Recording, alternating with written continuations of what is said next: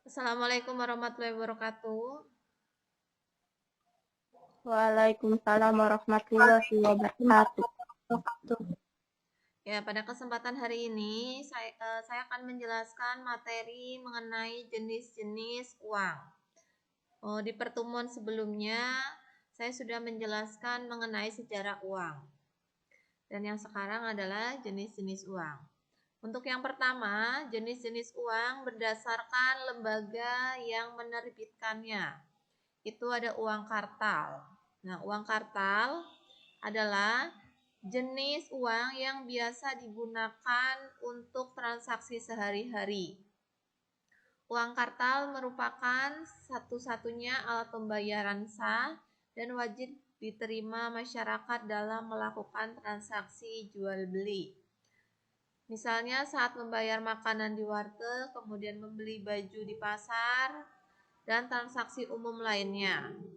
Uang kartal sendiri terdiri dari dua jenis, yaitu ada uang logam dan uang kertas. Nah, jadi uang yang biasa kamu gunakan untuk transaksi sehari-hari, misalkan untuk naik angkot atau membeli buku atau membayar fotokopi, itu dinamakan uang kartal. Dan uang kartal itu ada dua jenis, ada uang kertas dan ada uang logam. Kemudian di sini awalnya ada dua pihak yang boleh mengeluarkan uang kartal, yaitu pemerintah dan bank sentral. Namun sejak dikeluarkannya Undang-Undang Nomor 13 Garis Miring 1968, pemerintah tidak lagi diperbolehkan mengedarkan uang kartal. Dan menurut Undang-Undang Bank Sentral Nomor 13 Tahun 1968, Pasal 26 ayat 1, satu-satunya pihak yang berhak mengeluarkan uang kertas maupun logam adalah Bank Indonesia. Nah, di sini dijelaskan bahwa sebelum tahun 1968 yang mengeluarkan atau mencetak uang kartal itu ada Bank Indonesia, Bank Sentral yaitu Bank Indonesia dan pemerintah.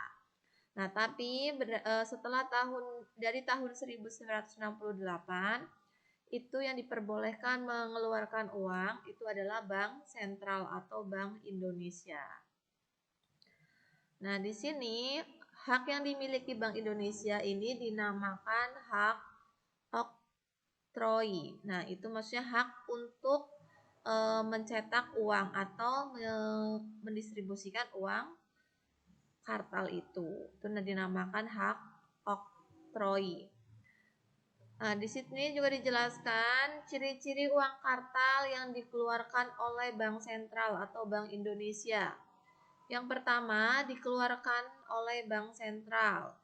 Yang kedua, dijamin oleh emas dan atau valuta asing yang disimpan di Bank Sentral. Kemudian yang ketiga, bertuliskan nama bank sentral yang menerbitkannya. Dan yang keempat, memuat tanda tangan gubernur bank sentral. Itu adalah ciri-ciri dari uang kartal. Kemudian dalam uang kartal itu terdiri dari uang kertas dan uang logam. Nah, sekarang kalian bisa lihat di sini ada contoh dari gambar uang kertas yang berlaku di Indonesia. Nah, uang kertas adalah uang yang terbuat dari bahan kertas dan bahan lain yang menyerupai kertas. Pada uang kertas terdapat warna, gambar, dan cap khusus. Uang kertas biasanya memiliki nilai nominal yang besar. Misalnya senilai 10.000, 50.000, 100.000, dan sekarang ini contoh ini ada 1.000, 2.000, kemudian ada 5.000. Tuh. Nah, nanti kamu bisa lihat di rumah, misalkan kamu punya uang 1.000 atau 2.000, bisa dicek apakah di situ terdapat warna gambar dalam cap khusus, kemudian ada tidak garis di tengahnya yang menyebutkan ada dari Bank Indonesia atau pitanya yang ini. Di setiap uang kertas pasti ada. Kemudian keuntungan dari pembuatan uang kertas diantaranya adalah biaya pembuatan yang lebih murah dibanding uang logam. Kemudian mudah dicetak dan diperbanyak. Dan yang terakhir adalah memiliki bobot yang ringan sehingga mudah dibawa. Nah, selain mempunyai keuntungan, uang kertas juga mempunyai kelemahan, yaitu mudah rusak, mudah terbakar, dan mudah dipalsukan dan tidak tahan lama. Itu mengenai keuntungan dan kelebihan dari uang kertas.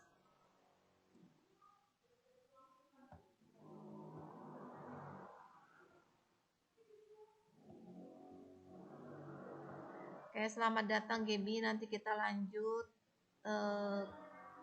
ke materi. Nah, di sini yang berikutnya adalah uang logam. Nah, kalian bisa lihat di sini ada nominal Rp100, Rp200, Rp500, dan Rp1000. Nah, uang logam adalah jenis uang kartal yang terbuat dari logam, misalnya aluminium, nikel, dan kuningan. Uang logam umumnya memiliki nilai nominal yang kecil, yaitu tadi sudah disebutkan ada Rp100, Rp200, Rp500, dan Rp1000.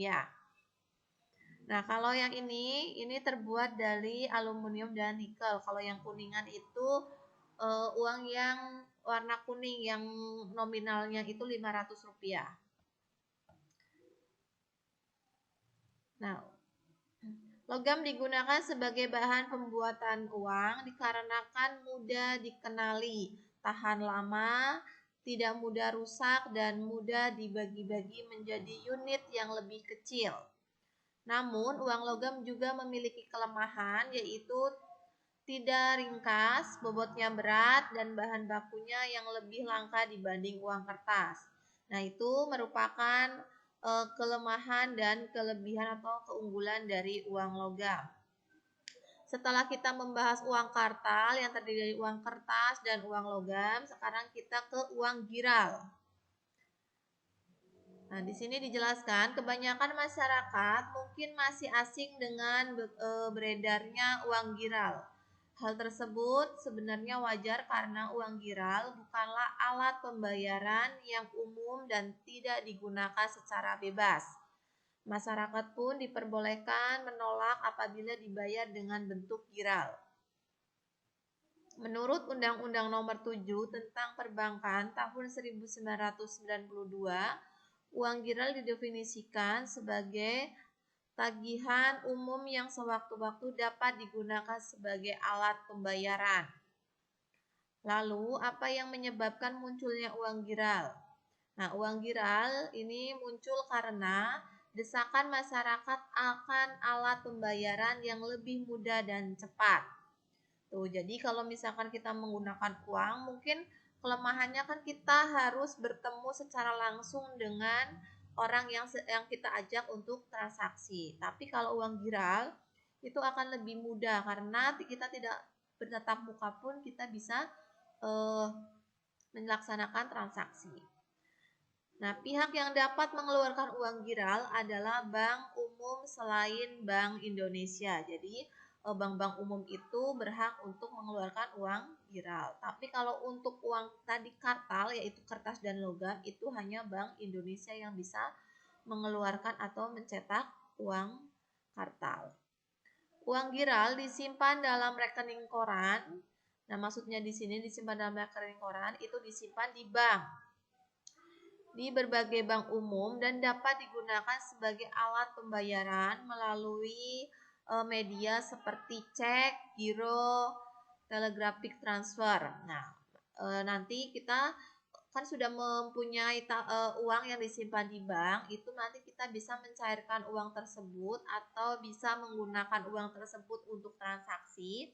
Itu bisa menggunakan media cek, kemudian giro, dan telegraphic transfer. Itu berarti menggunakan kartu ATM. Nah, berikut ini adalah ciri-ciri uang giral. Yang pertama, diterbitkan oleh lembaga keuangan atau bank umum. Yang kedua, diterbitkan dalam bentuk surat berharga, kemudian ada kodenya atau alat elektronik. Yang ketiga, masyarakat tidak wajib menerima pembayaran dalam bentuk uang giral. Yang keempat, penggunanya dijamin oleh lembaga penerbitnya. Dan yang terakhir, tidak dapat digunakan secara bebas untuk transaksi sehari-hari. Kenapa dikatakan tidak digunakan secara bebas? Karena ada beberapa masyarakat yang tidak mau menerima pembayaran menggunakan uang giral. Jadi tidak diterima secara bebas. Nah, kalau uang kartal itu antara uang kertas dengan uang logam itu pasti akan diterima oleh semua masyarakat dalam berbagai transaksi. Nah, berikut ini adalah contoh uang giral. Di sini disebutkan ada cek. Cek adalah perintah tertulis dari nasabah kepada banknya untuk mencairkan dana bank kepada si penerima atau pembayar. Maksudnya di sini misalkan cek itu ditujukan untuk siapa? Di situ ada namanya. Misalkan saya punya cek, saya akan membayar transaksi kepada Ermina. Nah, nanti di cek tersebut saya tulis nama Ermina. Nah, nanti pada waktu Ermina akan mencairkan cek tersebut, berarti Ermina harus datang ke bank dengan kepentingan untuk mencairkan ceknya. Kemudian di sini juga dijelaskan, apabila dana tersebut maka uang tersebut akan dikirimkan. Sebaliknya, jika dana di rekening pembayaran tidak mencukupi pemerintah, tersebut akan ditolak. Perintah ini dilakukan dengan menunjukkan cek yang diperoleh dari pihak pembayaran. Nah, nanti pada waktu misalkan, tadi Ermina sudah menerima cek dari Bu Eksi. Ermina di dalam ceknya itu tertulis 10 juta. Ternyata pada waktu Ermina datang ke bank, ternyata di bank ditolak ceknya. Nah, ditolak itu karena apa? Karena uang saya di bank tidak ada sejumlah yang tertulis di cek tersebut. Misalkan tadi saya menuliskan 10 juta. Nah, ternyata saldo di bank saya itu hanya ada 5 juta. Maka cek tersebut dinamakan cek kosong atau cek yang tidak bisa dicairkan. Nah, nanti silakan Ermina konfirmasi lagi ke Bu Eksi untuk menjelaskan bahwa cek tersebut dananya di bank sudah tidak cukup. Jadi cek ini tidak berlaku lagi. Kemudian ada giro. Giro adalah kebalikan dari cek. Giro adalah perintah dari si pembayar kepada banknya untuk mengirimkan sejumlah dana kepada rekening penerima. Nah, di sini maksudnya kalau cek tadi kan kita misalkan Ermina menerima cek. Nah, cek tersebut jika Ermina bawa ke bank itu bisa dicairkan dalam bentuk uang tunai. Tapi kalau saya membayar ke Ermina dengan giro, Ermina tidak dapat membawa uang tunai, tapi hanya giro itu hanya memindah bukukan. Jadi saldo saya sebesar 10 juta nanti akan dipindahkan ke tabungan Ermina. Nah, kalau zaman kerennya sekarang itu transfer. Tapi kalau transfer menggunakan ATM itu kan ada batasannya. Nah, kalau kita menggunakan giro itu bisa dalam jumlah yang besar. Itu perbedaannya. Kemudian yang ketiga ada kartu kredit. Kartu yang dapat digunakan untuk pembayaran non tunai memiliki sistem seperti hutang. Pengeluaran pemilik kartu akan dicatat dan pemilik tersebut harus membayar tagihan dalam tempo yang telah ditentukan. Nah, ini kamu nantinya kalau sudah besar, kalau mempunyai kartu kredit, ingat kartu kredit itu kita sistemnya berhutang. Jadi semua transaksi yang kamu bayar nantinya harus kamu lunasi pada waktu jatuh temponya. Misalkan sekarang bulan September, jangan sekarang kan September ya, berarti kita memberi contohnya bulan Agustus. Misalkan bulan Agustus Siti Rumina itu menggunakan menggunakan kartu kredit. kartu kreditnya itu untuk beli baju, untuk beli alat elektronik dan lain sebagainya. Dengan total 1 bulan itu misalkan 5 juta. Nah, nanti pada bulan berikutnya misalkan kita sudah ada perjanjian setiap pembayarannya itu setiap tanggal 10. Nah, berarti transaksi yang sudah dilakukan atau pembayaran yang sudah dilakukan dengan kartu kredit tadi punya Siti Rumina misalkan sebesar 5 juta itu harus dibayar pada tanggal 10 September. Nah, perjanjiannya kan tanggal 10 jadi harus dibayar sesuai dengan jatuh temponya. Dan untuk bunganya itu juga tergantung dari perjanjian antara pihak bank dengan nasabahnya. Tuh, itulah kartu kredit. Jadi banyaklah pengalaman orang yang salah menggunakan kartu kredit sampai kesalahannya itu misalkan kita sudah menggunakan kartu kredit kemudian melebihi dari penghasilan kita per bulan sehingga itulah kesalahan. Jadi kita tidak bisa membayar tagihannya. Tuh. Nah, ini adalah contoh dari giro, kemudian ada kartu kredit, ada wesel, dan ada cek. Nah, kalau wesel ini berarti pengiriman uang menggunakan kantor pos. Nah, kalau ini bisa kita secara langsung ketemu orangnya, kita kasih gironya, cek juga sama. Nah, kalau kartu kredit kita bisa via telepon nanti kita transfer. Jadi tidak usah ketemu dan kantor pos juga tidak usah, wesel juga tidak usah bertemu. Kalau untuk giro dan cek ini usahakan harus bisa bertemu. Tapi untuk giro dan cek juga bisa kita kirim menggunakan pos. Tapi lebih aman itu bertemu secara langsung.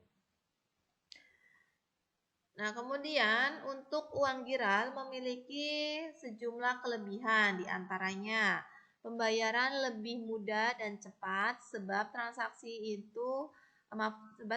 ini tidak perlu dilakukan secara langsung. Nah, tadi contohnya kan tadi saya sudah sebutkan untuk wesel itu menggunakan via pos, kemudian untuk ATM atau kartu kredit itu kita bisa transfer, dan untuk bilet giro dan cek itu bisa tatap muka, bisa juga kita kirim menggunakan pos atau jasa pengiriman lainnya. Kemudian yang kedua, alat pembayaran yang jumlahnya tidak terbatas. Yang ketiga, lebih aman dan lebih ringkas. Keempat, resiko kehilangan lebih kecil. Apabila cek hilang, si pemilik dapat meminta perintah untuk pemblokiran. Jadi diblokir ceknya kalau misalkan ceknya hilang. Tapi sebenarnya cek itu tidak bisa dicairkan oleh orang yang berbeda namanya di dalam cek. Kemudian yang terakhir, proses pemindahantanganan sejumlah uang yang nilainya besar dapat dilakukan dengan mudah dan biayanya kecil. Nah, tadi kalau misalkan jumlahnya besar itu kita bisa menggunakan cek dan bisa juga menggunakan bilet giro. Kalau wesel dengan ATM itu masih ada batasan nominalnya. Dan untuk uang giral juga memiliki kelemahan. Yang pertama, tidak praktis digunakan untuk pembayaran yang bernilai kecil. Nah, kalau pembayarannya kecil, kita cukup menggunakan uang kartal. Tidak semua orang dapat menerima pembayaran uang giral. Nah, itu kadang misalkan kita cuma warung, masa ya kita mau menerima uang giral, kan tidak mungkin. Pasti yang kita terima adalah uang kartal, yaitu uang kertas dan uang logam. Kemudian yang B, ada jenis-jenis uang berdasarkan nilainya. Nah, ini ada full body money, yaitu bernilai penuh. Adalah istilah yang ditunjukkan pada jenis uang yang memiliki nilai intrinsik yang sama dengan nilai nominalnya. Nilai intrinsik yang dimaksud di sini adalah nilai bahan yang digunakan uang untuk membuat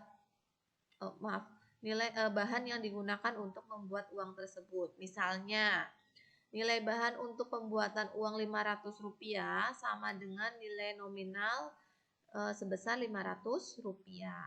Tuh, itu yang dinamakan bernilai penuh. Jadi bahan yang untuk membuat uang tersebut nilainya sama atau harganya sama. Tadi contohnya uang koin Rp500 itu kita bahannya juga senilai Rp500. Kemudian ada uang yang tidak bernilai penuh. Nah, di sini kebalikannya dari uang yang bernilai penuh. Ini nilai intrinsiknya dimiliki jenis uang itu tidak sama dengan nilai nominal atau lebih kecil. Misalkan saja uang kertas 100.000. Untuk uang kertas Rp100.000, nilai bahan yang digunakan untuk membuat uang 100.000 itu nilainya itu lebih kecil daripada nilai yang tertera dalam uang tersebut. Nah, kamu perhatikan saja, kalau koin yang Rp500 itu kan terbuat dari kuningan. Nah, harga kuningan kan lumayan ya, makanya Rp500 itu seharga beli kuningan yang ukuran segitu tuh Rp500. Nah, kalau untuk uang kertas itu berarti yang tidak bernilai penuh. Jadi hanya kertas 1 lembar tapi dihargai Rp100.000. Dan yang C ada jenis-jenis uang berdasarkan kawasannya. Nah, ini berdasarkan kawasannya itu ada nilai uang lokal. Uang lokal itu sama dengan uang domestik. Jadi uang yang hanya beredar dan berlaku di negara tertentu. Misalnya mata uang Indonesia adalah rupiah. Jadi kalau kita ke Indonesia yang kita gunakan adalah uang rupiah. Kemudian kalau kita ke India kita menggunakan mata uang rupiah. Dan misalkan kita ke Singapura ya kita menggunakan mata uang dolar Singapura. Itu yang dinamakan uang lokal atau uang domestik. Jadi hanya uang yang berlaku di daerah tersebut. Kemudian ada uang regional, adalah uang yang dapat berlaku di beberapa wilayah negara. Misalkan saja mata uang euro dapat digunakan sebagai pembayaran di beberapa negara di benua Eropa seperti Australia, Jerman, dan Spanyol. Nah, di sini ini ada contoh, di sini ada contoh dari dolar Australia, kemudian euro Jerman, kemudian ada juga ini euro, di sini ada juga contoh euro Eropa, Spanyol. Ini mata uang dari Spanyol. Nah, yang berikutnya ada uang intrinsik. Uang intrinsik adalah uang yang dapat digunakan sebagai alat pembayaran di seluruh dunia. Contohnya ada dolar Amerika. Nah, dolar Amerika ini berlaku internasional, jadi di seluruh dunia akan berlaku. Nah, itulah yang penjelasan dari saya mengenai jenis-jenis uang. Sampai di sini ada yang ditanyakan?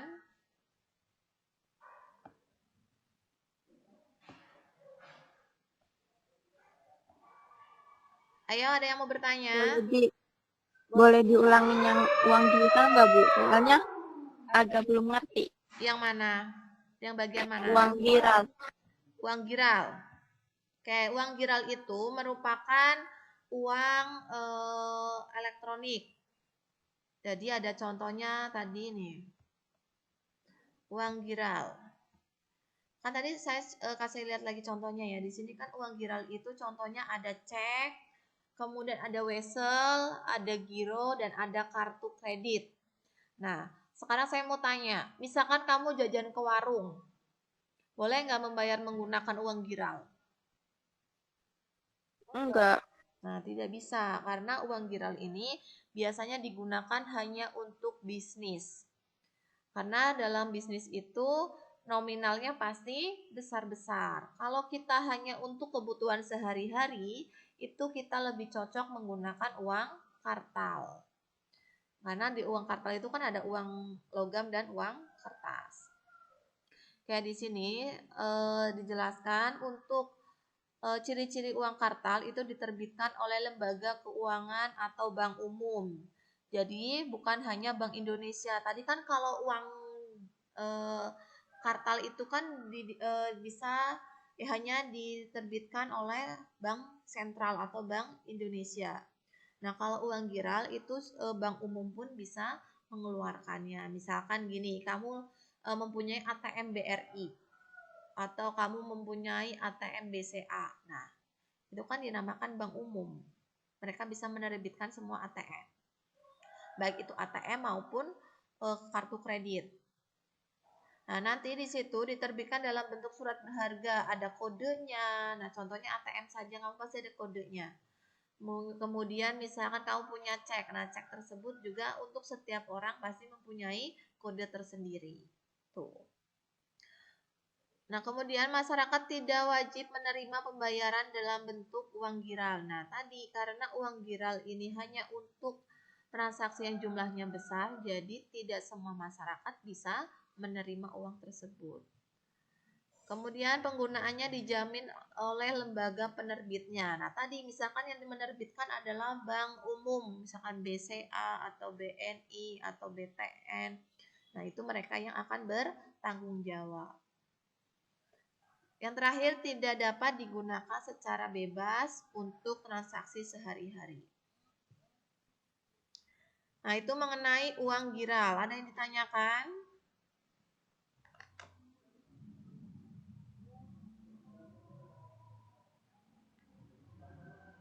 Ya, ada yang bertanya lagi? Ibu, kalau misalkan bayarnya jumlahnya 100 juta, 1 juta, itu bayarnya pakai uang kartal apa itu giral? Kalau 1 juta bisa juga menggunakan giral. Contohnya kita menggunakan kartu kredit atau ATM. Kemudian 100.000 itu kan juga bisa kita menggunakan wesel. Tapi kalau menggunakan cek dan giro itu kalau menurut saya tidak bisa, maksudnya bisa sih bisa, cuma kurang pas. Yang pasnya itu kalau kita menggunakan uang giral yaitu antara kartu kredit dengan wesel. Ada lagi?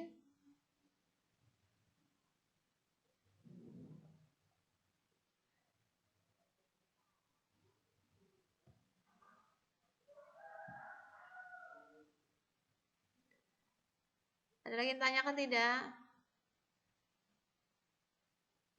Tidak, Bu. Oke, kalau tidak nanti silakan beralih ke Classroom. Ini akan saya kirim ke Classroom. Silakan dicatat dan dipelajari.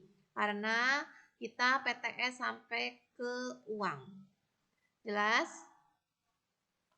Jelas, Bu. Oke, terima kasih dan wassalamualaikum warahmatullahi wabarakatuh. Waalaikumsalam warahmatullahi wabarakatuh.